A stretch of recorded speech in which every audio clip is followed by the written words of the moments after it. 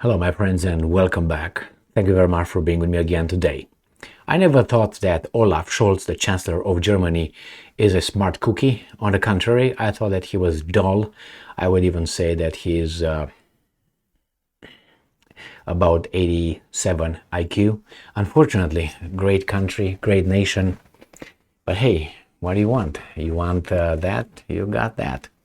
Now at least you're free. So what happened, my friends? This Scholz, the Chancellor, he's just has a lack of self-awareness. That is like a guy behind bars would yell at you that you have a schedule, and you have a schedule, and he's a prisoner. You know what I mean? So he is limited, works under someone else's schedule all the time. So I don't know. It's unbelievable. Let me show you what this article has to say. It's coming from Bloomberg. It's from yesterday, May 16, 2023. Germany sees end in sight for Putin's imperialism in Russia. This is what look at this guy, man. German Chancellor Olaf Scholz hinted that the days of President Vladimir Putin's imperialism are numbered in a show of support for Ukraine ahead of a much anticipated push to repel Russian invaders. All right, so let's see. Russia's imperialism. I need something here, and I get some German beer for my friends from Scotland. Is it? From Germany. Cheers. Good beer. Dark. Black. No, don't think of anything. So, just the beer is black. Dark. So, we have here Scholz. Now, Germany. Germany since 1945 has foreign troops, has been having. It's a continuous, past tense, actually is present perfect continuous. Now Germany have been having troops on its territory since foreign troops on its territory since 1945. Still has it. About 50 to 70. Last time it was 70,000 American troops. There is a country. They kept those troops in that country, so the Germans do not do anything. That means to control them. That means you're basically under occupation. However you want to turn it, what kind of euphemisms you want to use. Germany has foreign troops initially stationed there to make sure Germany doesn't do anything stupid. Again, if you know what I mean. After the Second World War, that was the main. They landed over there and they never left. And they say the Germans want us here to protect them against whomever we want at a certain time. This time is the Russians. Before it was the Soviets. Before the Soviets and the Russians, I don't know what was.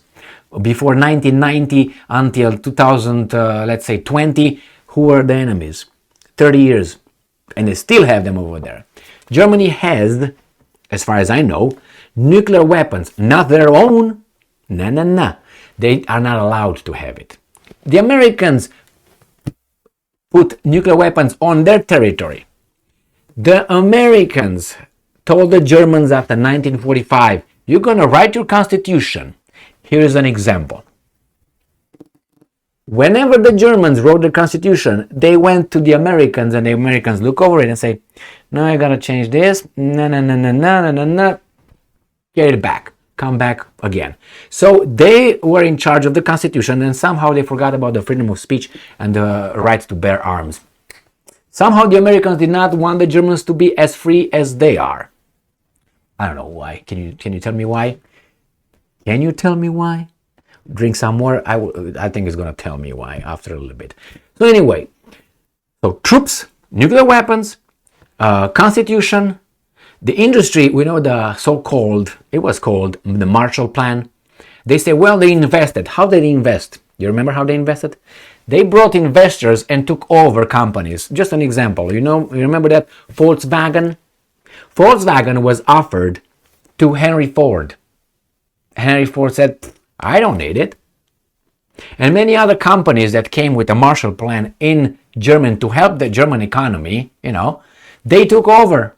Again, economically, look at their foreign policy. And this guy is telling me that the Russians are imperialistic when they're not even free. They can't even deny that, I don't know, I don't think these glass are good enough. I think they're not as good. Well, if you say that, that's a denial that these are perfect. Okay? He's talking about that. All right. These guys that are on his territory, which let's say is the great American nation, the military, sent by the politicians and the military.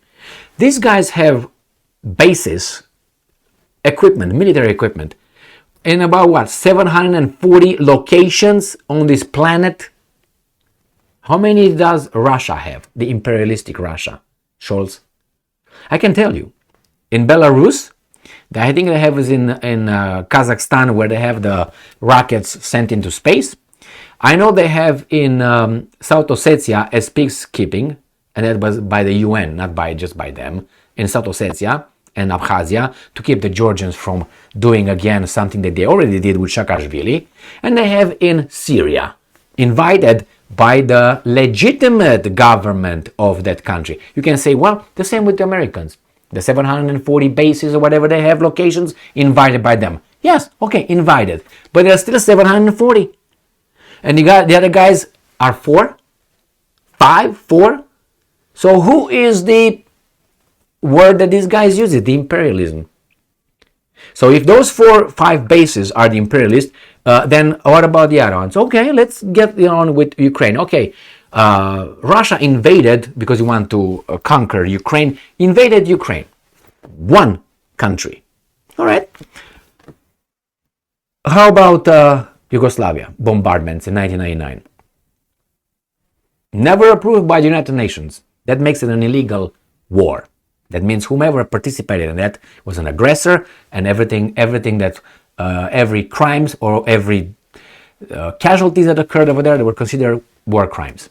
All of them, because it was illegal, unrecognized by the United Nations. So Yugoslavia, Iraq, Afghanistan, Libya, Syria, and many more. Just to mention a few. Ukraine. This guy scored at least 5 times. This guy scored 1 time. You want to use Georgia as an example? Don't forget that Georgia attacked South Ossetia. Not Russia attacked Georgia. Russia just countered and punched, Saakashvili in the face. And Saakashvili thought that it's going to have a Ukraine. But they didn't have it at that time. It must have been a little bit harder. So what is this guy talking about?